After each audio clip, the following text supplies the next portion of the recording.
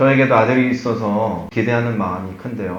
이한이가 이제 앞으로 뭐가 되고 싶니라는 질문에 항상 대답했던 것들이 동물 사육사가 되고 싶다는 얘기를 많이 했습니다. 워낙 동물을 좋아하기 때문에요.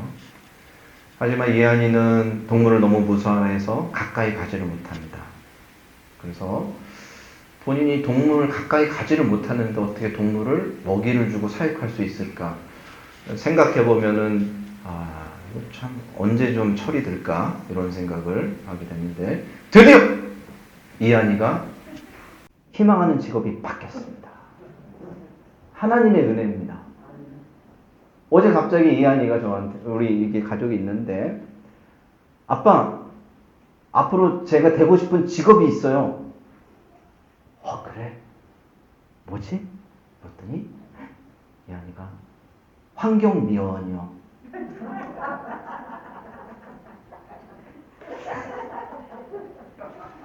이게 웃어야 될지 울어야 될지 내가 안타깝습니다. 예. 물론 환경미화원이란 직업이 우리 사회에 필요하고 그렇죠? 좋은 직업이지만 부모된 마음으로서는 그래도 좀 다른 거 했으면 좋겠다라는 마음이 제 마음에 드는데 너무나도 자신 있고 아주 해맑은 모습으로 환경미화원이 되겠다는 거예요. 그래서 이하나 왜 환경미화원이 되고 싶냐 그랬더니 자기는 환경을 깨끗하게 하는 사람이 됐으면 좋겠대요. 그래. 환경을 연구하는 환경학자가 그런 거 되면 안 될까? 그런 얘기를 잠깐 나눴습니다. 부모의 마음이라는 게 그렇죠. 내 자식만큼은 내 아이가 멋진 모습으로 좀 살아갔으면 좋겠다. 그런 마음은 누구나 갖고 있는 것 같습니다. 아버지 하나님의 마음도 우리를 바라보는 마음 아마 동일할 거라는 생각을 저는 합니다. 우리는 죄의 본성을 완전히 벗어버리지 못한 채 그리스도를 믿음으로 새로운 존재가 됐고 구원을 받았습니다. 그래서 구원을 받고 새로운 존재가 됐음에도 불구하고 우리 안에 있는 죄의 본성으로 인해서 우리는 원치 않는 죄들을 계속 저지르고 있습니다. 우리 안에는 하나님이 주신 성령이 있기 때문에 성령의 이끄심에 따라 우리는 변화된 삶을 추구하고 내 욕구가, 내 자아가 원하는 대로 사는 것이 아니라 내 안에 계신 성령이 원하신 대로 살아가기를 우리는 추구하며 살아가고 있습니다. 그런데 이 일이 쉽지가 않은 것 같아요. 아이가 태어나서 바로 성인이 됩니까, 여러분? 그렇지가 않죠. 아이는 자라서 어린이의 시기를 거치게 되고 또 청소년의 시기를 거치게 되고 청년의 시기를 거쳐서 성인이 되는 것입니다. 마찬가지로 우리가 영적으로 새로 태어났지만 우리는 어린이, 청소년, 청년의 시기를 거쳐가면서 계속 우리는 변화하고 성장하고 있는 것이죠. 그런데 이 과정이 너무 길다 보니까 우리는 좌절할 때도 있고 실망할 때도 있고 넘어질 때도 있고 그러다 다시 일어설 때도 있고 또 다시 넘어질 때도 있고 마치 우리가 목욕탕에 가면은 냉탕에 갔다가 온탕에 갔다가 냉탕에 갔다가 온탕에 갔다가 그러면 막 정신없지 않습니까? 그렇죠? 그런 것처럼 우리 인생이요. 계속 냉탕, 온탕, 냉탕, 온탕 왔다 갔다 왔다 갔다 한다라는 생각이 많이 듭니다. 그 중에서도 가만히 보게 되면 우리가 냉탕에 들어갈 때는 언제냐면 항상 우리 안에 약한 모습이 드러날 때 냉탕에 가게 되는 것 같아요. 그러니까 같은 죄를 반복하는 것들이 계속 보여집니다. 사람마다 달라요. 사람마다 약한 부분이 있거든요. 왜 우리 몸도 있잖아요. 아프면 계속 약한 데부터 아프기 시작합니다. 그리고 거기가 계속 우리를 괴롭힙니다. 힘들죠. 저는 군대에서 밤에 그 고참이 군만두를 해오라고 해가지고 PX를 하는데 고참이 1분 안에 갔다 오라고 해가지고 근데 이 막사에서 그 PX까지 가는데 불이 없어요. 깜깜하거든요. 거기를 1분 안에 갔다 와야 되니까 미친 듯이 달리는데 갑자기 뭐가 있었나 봐. 팍 부딪혔어요. 넘어졌거든요. 그때 이제 무릎을 다쳤거든요. 근데 거기 리아카가 거기에 서 있었어요. 그래서 제가 피곤하고 뭔가 무리하게만 하면 이 무릎이 아파요. 그래서 뭔가 내가 컨디션이 안 좋고 몸이 약하다 그러면 항상 어디가부터 아프냐면 무릎부터 아픕니다. 우리 이순재 권사님, 네, 저랑 닮은 점이 있으시네요. 그렇죠? 네, 무릎이 아픕니다. 네. 마치 우리 육신도 그런 것처럼요. 어떻습니까? 우리의 영적인 모습에도 약한 모습이 계속 반복돼서요. 어떻게 돼요? 같은 죄를 계속 짓게 되는 것이죠. 삼손의 예를 들어볼까요? 삼손은 이성을 너무 좋아했어요. 하나님이 이방 여인들과 어울리지 마라 그랬는데 삼손은 왜 삼성이 나오죠 제가? 죄송합니다. 삼손은 블레셋 여인까지도 사랑하게 돼서 막 하는데, 근데 그 여인들이 진짜 삼손을 좋아하는 그런 모습으로 접근하는 게 아니라 다른 목적으로 삼손을 접근하고 삼손을 타락시키고 안 좋은 쪽으로 몰아가게 됩니다. 결국 삼손은 데릴라의 유혹에 넘어가서 큰 시련을 겪게 되는 것이죠. 삼손의 인생을 보게 되면 가장 반복적인 실수와 죄를 짓는 이 너무나도 여성을 사랑하는 이 마음, 이것으로 인해서 삼손은 참 힘든 시기를 보냈습니다. 우리가 존경하는 인물 중에 모세가 있습니다. 모세는요, 성경의 대표적인 다혈질입니다. 그래서 욱하는 성격이 있어요. 분노를 참지 못해요. 그래가지고 이집트 왕자였잖아요. 근데 애굽 사람들이 자기 종족인 히브리 사람들을 괴롭히니까 순간 어떻게 했어요? 욱했죠. 그래서 그 분노를 참지 못하고 어떻게 했어요? 살인을 저질렀어요. 그리고 나서 광야에 가서 훈련받고 연단받죠. 하나님의 쓰임을 받아 이스라엘 백성들을 출애굽시키는 귀한 사역을 감당하는데, 그 광야를 갖는 과정 속에서도 모세는 똑같이 실수하는 게 생기죠. 뭐예요? 분노를 참지 못해서 자꾸 같은 죄를 반복합니다. 결국 나중에는 많은 연단과 훈련과 성숙을 이루었다고 했던 모세가 백성들이 물이 없다고 막 아우성하고 불평하는 모습을 보면서 다시 한번 어떻게 됐어요? 욱했죠. 분노를 참지 못해서 결국 모세는 어떻게 됐어요? 그토록 원했던 가나안 땅을 밟지 못하게 됐습니다. 이런 거를 봤을 때 우리 인간들은 계속 같은 죄를 반복하는 특성을 갖고 있다라는 것을 생각해 봅니다. 오늘 본문을 보면 아브라함이 하지 말아야 될 걸 또 했어요, 오늘. 내가 참 안타깝습니다. 자, 본문 말씀 우리 1절 2절 한번 보겠습니다. 자, 시작. 아브라함이 거기서 게네브 땅으로 옮겨가 가데스와 술 사이 그랄에 거류하며. 지금 어디에 거류한다고요? 그랄이라는 지역입니다. 이 그랄이라는 말은 발음 조심하시고요. 어디 있냐면 이 이스라엘 땅 남쪽에 게네브 사막 지역의 북쪽에 있어요. 그 땅이 그랄이라는 땅이 있는데, 이 아브라함은 유목을 했기 때문에 돌다가 지금 그랄이라는 지역에 지금 정착을 한 거예요. 자, 2절 읽겠습니다. 시작. 그의 아내 사라를 자기 누이라 하였으므로 그랄 왕 아비멜렉이 사람을 보내어 사라를 데려갔더니. 어머, 웬일이에요?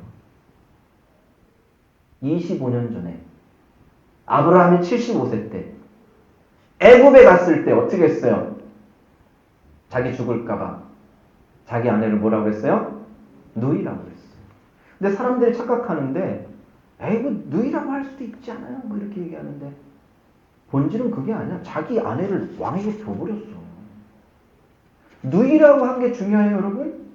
뭐가 중요합니까? 자기 아내를 왕에게 보내버렸어요. 어디 남편이? 25년이 흘렀습니다. 그걸 통해서 아브라함이 회개하고 바로 하나님께 제단을 쌓고 참회 예배를 드리고 그런 나를 받아주신 하나님의 은혜에 감사하다고 예배하고 롯과의 분쟁에서 성숙한 모습으로 양보하는 모습, 그리스도인다운 모습 보여줬어요. 근데 또 어떻게 돼요? 믿음이 약해지니까, 예? 25년이라는 시간이 흘렀어요. 충분히 변화되고 충분히 바뀌었을 만한 상황이고, 그 엄청난 실수를 했는데 설마 이걸 다시 할까? 지금 아브라함의 나이는 100세예요. 100세. 근데 지금 똑같은 죄를 반복한 겁니다. 뭐 이해할 수 있는 부분도 있습니다. 왜냐하면 당시 왕은 절대적인 권력을 가졌기 때문에 자기가 원하는 여인을 요구하면 만약 그것을 거절하게 되면 어떻게 돼요? 죽일 수도 있으니까 두려움이 당연히 있을 수 있겠죠.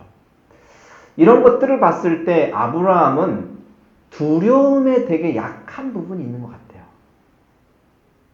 그 두려움이 많은 사람을 들어서 믿음의 조상으로 만드신 하나님의 은혜가 엄청난 거예요. 아브라함이 잘나가지고 두려움 없고 담대하고 믿음이 많은 사람이어서 그 사람을 믿음의 조상으로 세운 게 아니라 실제로 보게 되면 아브라함이라는 사람은 두려움이 많은 사람이에요. 그 두려움이 자기에게 몰려오면 자기가 살고자 거짓말을 하는 그런 약한 부분이 있는 사람이 바로 아브라함이라는 생각이 저는 말씀을 묵상하면서 분명히 알게 됐어요. 근데 한 가지 궁금함이 있습니다. 그럼 목사님, 아브라함이 100세면 사라는 아브라함과 10살 차이니까 사라는 그때 90세 아닌가요? 맞습니다. 근데 목사님, 도대체 아비멜렉이라는 사람은 어떤 사람이길래 90세의 사라를 아내로 맞이하려고 한 건가요? 이런 질문 할 수 있습니까? 없습니까? 궁금하시죠? 아니, 그래도 그렇지. 예? 근데 사라가 65세 때 애굽 왕이 보고 뿅 갔잖아요. 그 정도 성경에 보면 사라가 되게 예쁘다고 기록되어 있잖아요. 근데 사라가 죽은 나이가요 127세예요. 그러니까 지금 현재 90세의 나이의 그 모습으로 사라를 보면 안 되는 거예요. 그러면 127세 중에 90세 정도면 지금 우리로 봤을 때는 한 60세 좀 넘은 그 정도로 이제 봐야 되겠다라는 생각이 듭니다. 근데 너무 예쁘다 보니까 이 아비멜렉이라는 왕이 이 사라를 아내로 삼고자 한 것이죠. 여러분, 이때 아브라함이 생각해야 될 거 아닙니까? 아, 내가 그때 그 큰 잘못을 저질렀으니까 내가 이런 잘못을 2번 할 수는 없지. 얘기하면서 왕이시여, 나를 죽여도 상관없습니다. 그러나 이 여인은 나의 여인입니다. 왕이시여, 제발 청을 거두어 주십시오. 이렇게 얘기해야 되는데 아브라함이 두려움의 상황이 또 되니까 이 사람은 나의 누이입니다. 라고 해서 어떻게 해요? 사람들이 사라를 궁으로 데려간 겁니다. 하나님 보시기 어땠을까요? 이 믿음의 조상으로 선택한 이 아브라함의 모습을 보면서 하나님이 얼마나 실망하셨을까? 참 답답하다 생각이 들었을 것 같습니다. 우리가 우리의 자녀들을 봤을 때 어떡하나 이런 생각이 드는 것처럼 하나님이 아브라함을 봤을 때, 우리를 봤을 때 동일한 마음을 갖고 계시지 않았을까라는 생각이 듭니다. 인간의 이 아브라함의 이런 약한 모습을 왜 성경은 왜 기록했을까 저는 생각해 봤습니다. 왜? 그래도 아브라함의 어떤 명예를 좀 지켜주고, 좀 자존심을 세워주고 그런 차원에서 이런 것들은 좀 싹 빼고 아브라함이 좀 잘한 것만 이렇게 좀 해놓으면 얼마나 좋을까라는 생각이 들었는데, 그럼에도 불구하고 하나님이 이것을 성경으로 기록하신 이유는 아브라함을 통해서 우리의 모습을 보기를 원하시는 것이 아닐까라는 생각했어요. 우리 아브라함 욕할 자격이 되는 사람인가 한번 생각해 봐야 되는 거예요. 우리 자신들도 같은 죄를 반복하고 있지 않는가? 이 질문에 목사님 맞습니다. 이렇게 생각하는 분이 자연스러울 거라고 저는 생각을 합니다. 제가 이제 연구소에서 아이들을 가르치면서 초등학교 5학년인가요? 그때부터 한 6명의 아이들을 그룹으로 제가 수업해서 중학교 2학년 때까지 쭉 가르쳐 온 그룹이 있는데, 근데 그 중에서 2명의 아이가 너무너무 사이가 좋았어요. 어렸을 때부터, 유치원 때부터 친구래요. 그래서 서로 되게 친했는데, 어느 순간 그 한 아이가 막 눈이 멍이 들어갖고 온 거야. 그래가지고 제가, 야, 너 왜 그래? 그랬더니, 자전거 타다 넘어져서 다쳤어요. 그런 거예요. 야, 이씨, 조심해야지. 아이고, 너 많이 아팠겠다. 이렇게 했어요. 근데, 한 3달인가 지나서, 또 머리 이쪽에 또 여기가 또 뭐가 이게, 분대를 여기 뭐 이게 반점, 이거 붙이고 왔어. 야, 너 왜 그래? 막 달려가다 지나가다 벽에 부딪혔대요. 야, 이 조심해야지, 이 녀석아. 어? 그랬더니 그 옆에 있는 친구가 막 깔깔깔깔 웃으면서, 아우, 쟤 조심성 없어가지고 문제예요, 선생님. 쟤 좀 혼내주세요. 막 이렇게 장난을 하더라고요. 그래, 너 좀 혼나야 돼. 너 조심해야 돼. 야, 자기 몸을 스스로 잘 간수해야지. 막 이렇게 이제 하고 넘어갔는데, 어느 날 충격적인 소식을 듣게 됩니다. 이 아이가 이렇게 다친 것은 그 단짝이었던 그 아이가 폭행을 한 거였어요.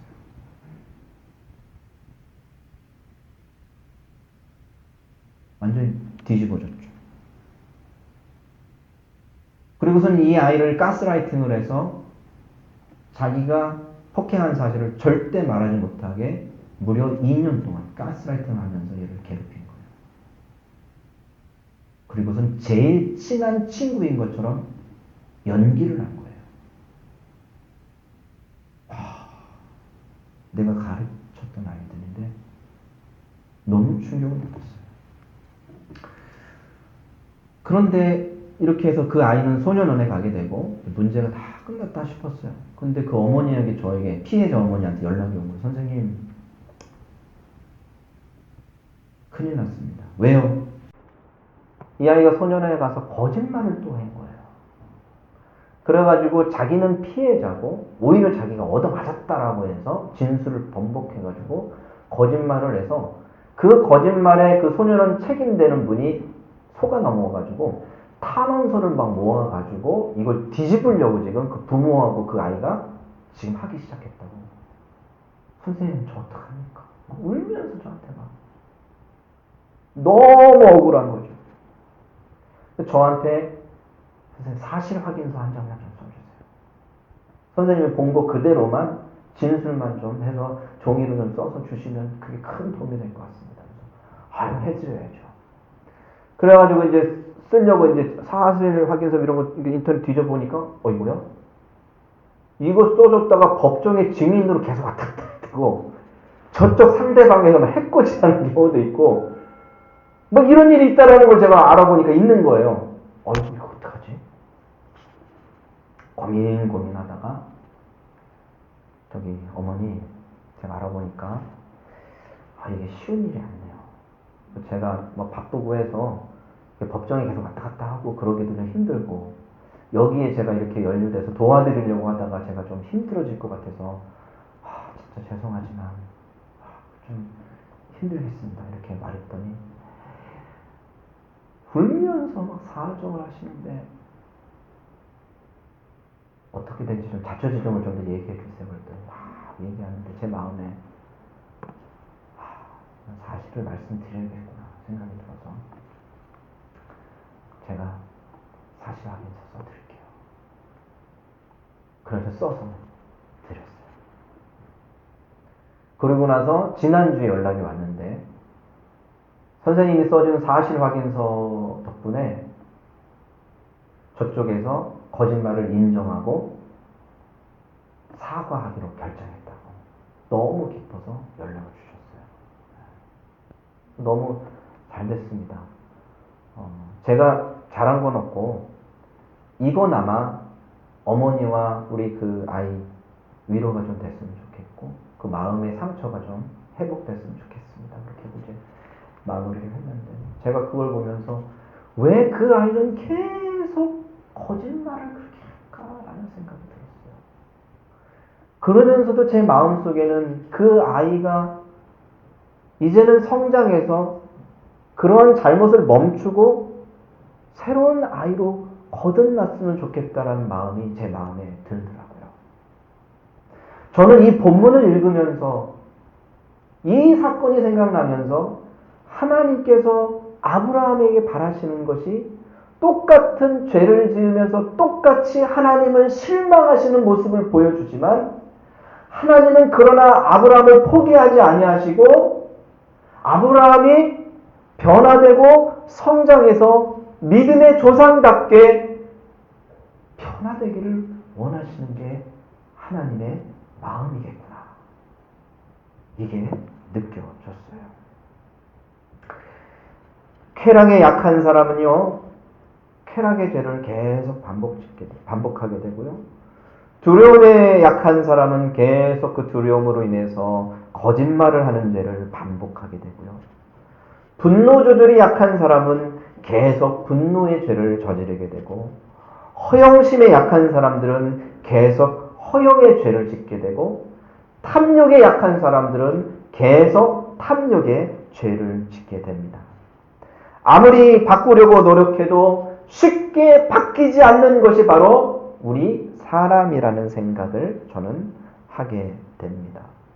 100세의 나이에 하나님을 경험하고 100세의 나이에 하나님의 언약을 받았던 아브라함이라는 위대한 사람조차도 이렇게 쉽게 바뀌지 않는 것을 보여주면서 우리 인간은 스스로 변할 수 있는 존재가 아니고 우리 인간은 스스로 뭔가를 거룩해 질 수 없는 존재, 쉽게 변하지 않는 존재라는 것을 오늘 이 본문을 통해서 우리는 확실히 깨달을 수가 있습니다.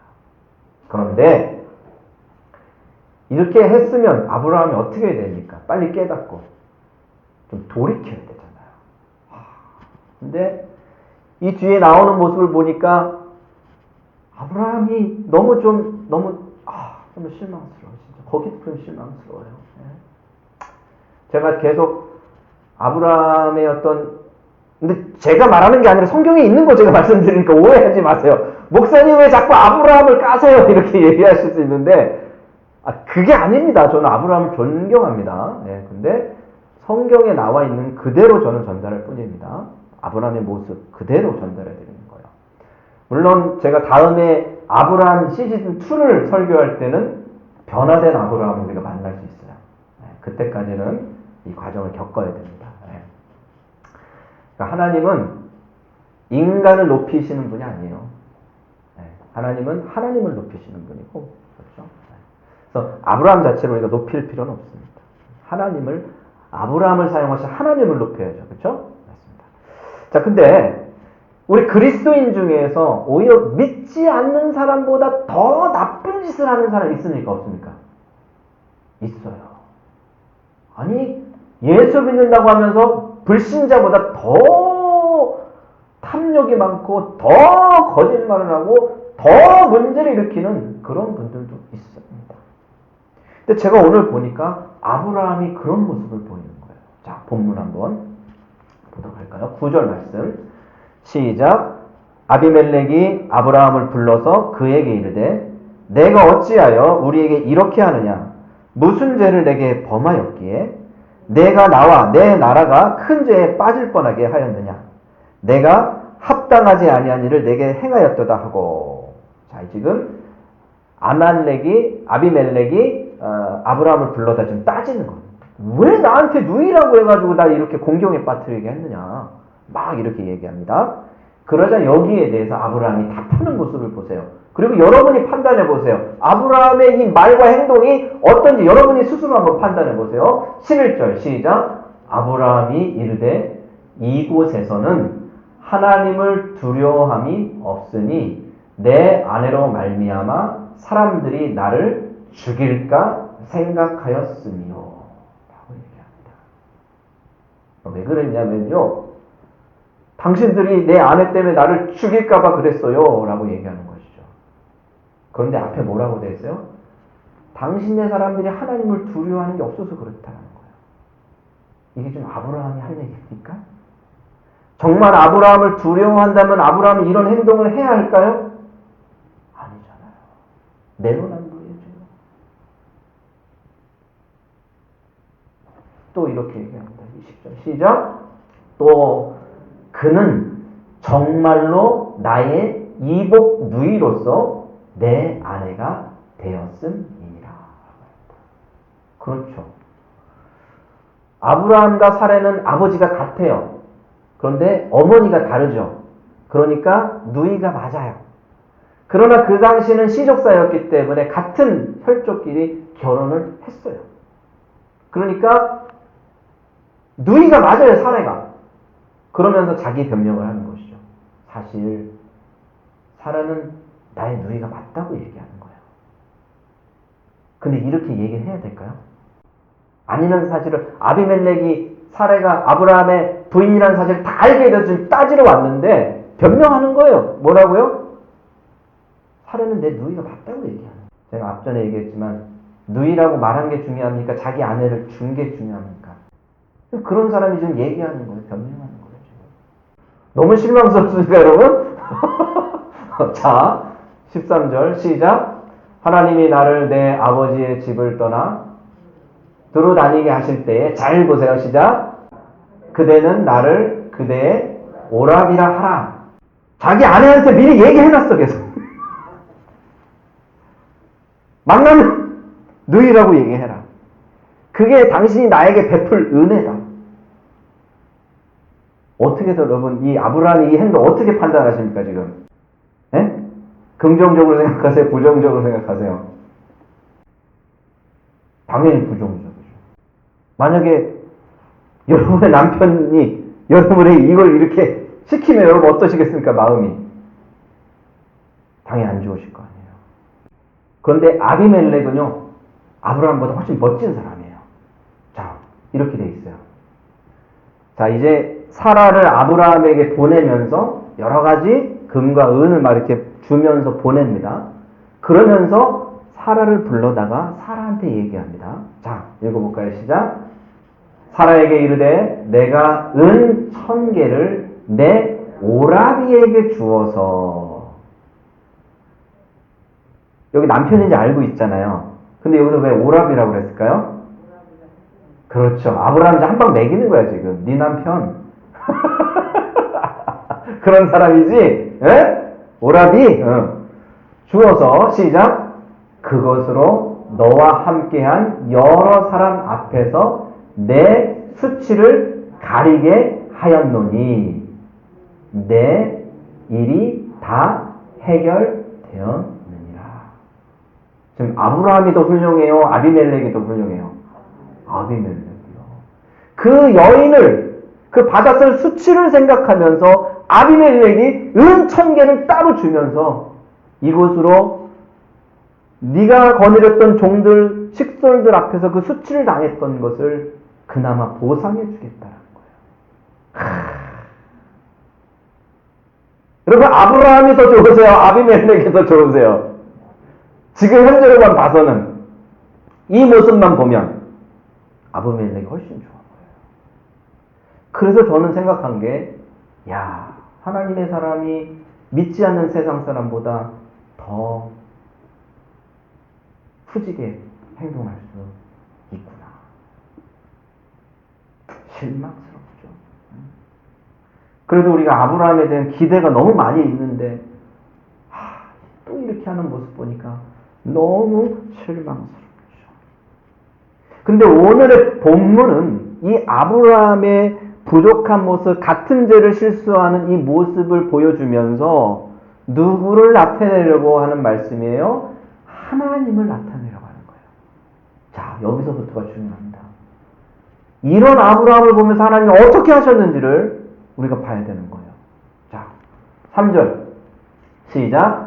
그 밤에 하나님이 아비멜렉에게 현몽하시고, 현몽했다는 꿈에 나타나셨다는 거예요. 시작. 그에게 이르시되 내가 데려간 이 여인으로 말미암아 네가 죽으리니 그는 남편이 있는 여자이냐. 분명히 하나님께서 수정해 주십니다. 사라는 아브라함의 아내다. 그러다 네가 죽는다. 얘기해 주시는 것이죠. 이런 걸 보니까 이게 자식들이 막 학교 어디 가서 막 유리창 깨버리면 누가 가서 그 문제 해결합니까? 예? 부모님이, 그렇죠? 그리고 막 그런 뭐 얘기 보면 누구 패가지고 뭐 경찰서 가 있으면 결국 그 문제 누가 해결해 줍니까? 부모님이 해결해 주는 것처럼 이 사고친 아브라함 이 사건을 누가 해결했어 지금? 하나님이 해결해 뒤에서 수습하시는 거야. 왜냐하면 아비멜렉이 이 사라랑 동침하면 돼요, 안 돼요? 왜? 사라가 민족의 어머니가 돼야 되는데 이 아비멜렉이 민족의 아비가 되면 안 되잖아요. 그렇기 때문에 그걸 막으셨어요. 하나님의 언약을 세우기 위해서 하나님은 막으셔야 했어요. 그러니까 꿈에서 이 아비멜렉에 현명하셔가지고 얘기해 주시고 안 된다. 너 그러다 죽는다. 그 아비멜렉이 하나님한테 막 얘기합니다. 하나님 제가 몰라서 그런 거 아닙니까? 아브라함이 저한테 누이라고 해서 저는 그렇게 한 거니까 제가 잘못한 게 저는 그런 마음이 없었습니다. 그랬더니 하나님 그래 나 안다. 그러니까 안 된다. 빨리 사례를 돌려줘야 된다고 하나님이 말씀하셔서 아비멜렉이 알겠다고 이렇게 바뀌게 된 것이죠. 자, 근데 저는 참 하나님을 이해하기가 어려운 부분이 있는데 바로 이거예요. 자, 이렇게 해서 시작. 이제 그 사람의 아내를 돌려보내라. 하나님이 지금 아비멜렉에서 꿈에서 말씀하시는 거예요. 그 다음에 시작. 그는 선지자라. 아니, 지금까지 한 번도 아브라함한테 선지자라고 부른 적이 한 번도 없으시거든요. 근데 지금 이렇게 실망스럽고 이렇게 문제를 일으킨 아브라함을 향해서 하나님 뭐라고 말씀하세요? 그는 선지자라고 말씀하시는 거예요. 아니, 하나님, 그는 어리석은 자라. 이렇게 얘기해야 되잖아요. 그는 같은 죄를 저지르는 죄인이다. 이렇게 얘기해야 되는데 하나님 뭐라고 말씀하세요? 이런 상황에서 그는 선지자라고 말씀하세요. 하나님, 하나님의 마음이 뭡니까? 하나님은 지금 현재 있는 아브라함을 보고 말씀하시는 게 아니에요. 하나님은 아브라함이 변화의 기간을 거쳐서 성장해서 성숙해져 있는 모습을 바라보면서 하나님은 그를 부르고 계세요. 뭐라고요? 선지자라고요. 우리 부모들이 아이들을 바라볼 때 지금 현재의 모습으로 바라보는 것이 아니라 아이가 성장해서 멋진 모습으로 살아가는 모습을 생각하며 그를 바라보는 것처럼 하나님이 우리를 바라보는 마음은 지금 현재 부족하고 덜 떨어지고 어리석고 같은 죄 반복하고 실망스러운 모습으로 우리를 평가하시고 바라보시는 것이 아니라 앞으로 변화되어질 성숙된 모습으로 우리를 보신다는 거예요. 이 하나님이구나. 제가 예전에 사사기 강해 설교할 때 여러분 기드온 설교 기억나십니까? 저 그 말씀이 팍 생각이 나더라고요. 읽어볼게요. 시작. 여호와의 사자가 아비에셀 사람 요아스에서 속한 오브라에 이르되 상수리 나무 아래 앉으니라. 지금 여호와의 사자가 기드온의 집에 방문하게 되죠. 자, 읽겠습니다. 시작. 마침 요아스의 아들 기드온이 미디안 사람에게 알리지 아니하려 하여 밀을 포도주 틀에서 타작한. 기억나세요?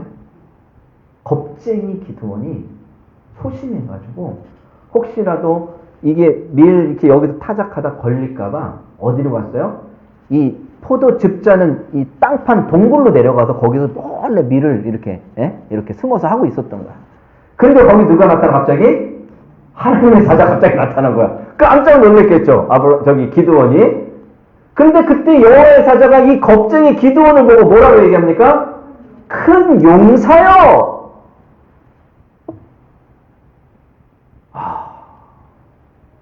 이 겁쟁이를 보면서 하나님의 사자가 큰 용사여라고 말한 것처럼 지금 이렇게 같은 죄를 저지르고 실망스럽게 살아가는 이 아브라함을 보면서 하나님은 선지자라고 말씀하시는 거예요.